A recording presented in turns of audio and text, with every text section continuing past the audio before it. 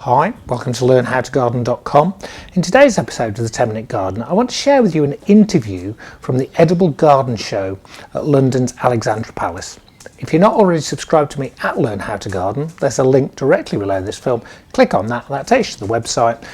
Input your email address, and once you're subscribed, it means we can let you know every single time we put up a new film. It also means you get our free monthly newsletter, and it also shows you what courses and lectures we're running this year.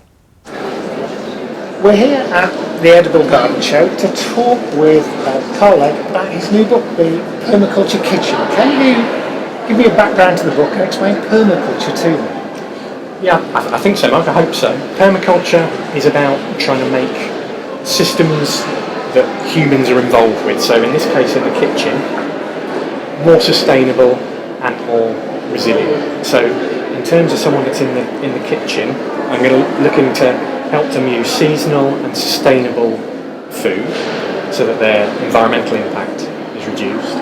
But I'm also trying to give them a way of cooking that is easier to fit in with a busy lifestyle so that it's more sustainable for them to do as an individual. And I'm also, with the book, trying to help them by ensuring that they get more out of the ingredients that they use, so they don't waste things.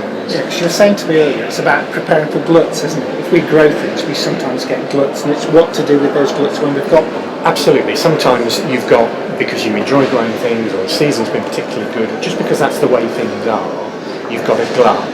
And it's one form of recycling is to put it on the compost heap, but that's not the best way to get the most out of it. So if you can preserve it, I'll give you an example of parsley. So where at this time of year, parsley is just about to bolt the stuff that come through from last year. You can make that into persillade with just parsley, garlic, a bit of salt, some lemon juice and some olive oil, and you can preserve it. And you can then use that persillade to stir through pasta or potatoes or to coat fish with. And you can add things to it like lemon, anchovy, nuts to make pesto and pistu and a bunch of other things. Because the thing I found really interesting when we were talking about your book just before we started filming is it sort of demystifies a lot of things, and it's not like a normal recipe book at all. No, it's not just a bunch of recipes, and really what it's trying to do is to help empower and educate people how to cook from scratch without it taking huge amounts of time that they may not want to spend if they've got a busy life looking after children, going to work, going to college and all the rest of it. So it's trying to fit cooking into people's lives in a way. At the end of the day, isn't it? It doesn't matter. A lot of people get into gardening and they grow veg because they like the idea of doing it, but they then end up thinking, what am I going to do with what I've grown? You know, and a lot of recipes rely on you going out and buying a bunch of stuff to make the recipe.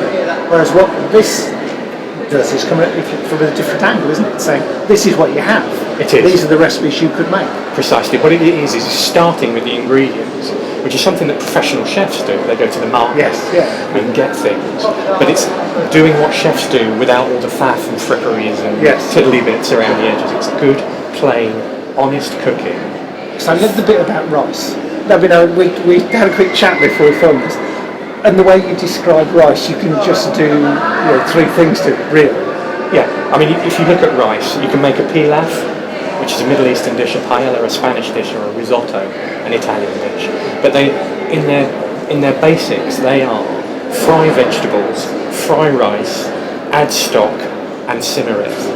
And that is all they are. What's happening, yeah. But you can make endless variations with the ingredients you use and precisely how you do, depending on what you have available.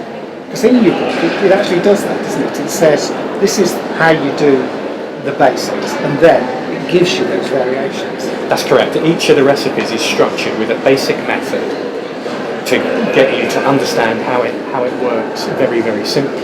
And then to say, depending on whether you have this or this or this, you can vary it in these particular ways. But it's always aiming to get people to look at what they've got first, rather than to look at the recipe and go out and buy ingredients to fit the recipe. I mean, I suppose I'm quite odd in that I look what's in the garden, then I shop for the bits I might need around that, sort of on a daily basis almost. It's quite differential.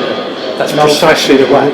Yeah, it's precisely the right technique, I think, for cooking seasonal and sustainable food and doing it without wasting a lot of money or a lot of ingredients. Because this big weekly shop people have got into doing is a real classic way to waste, isn't it? You end up with so much stuff, none of which seems to fit together particularly well. No, you don't. And one of the things that I'm trying to encourage with the book is to get people to think about their menus and plan their menus in advance, in anticipation of what they know is coming in their garden or their veg box or in the local market.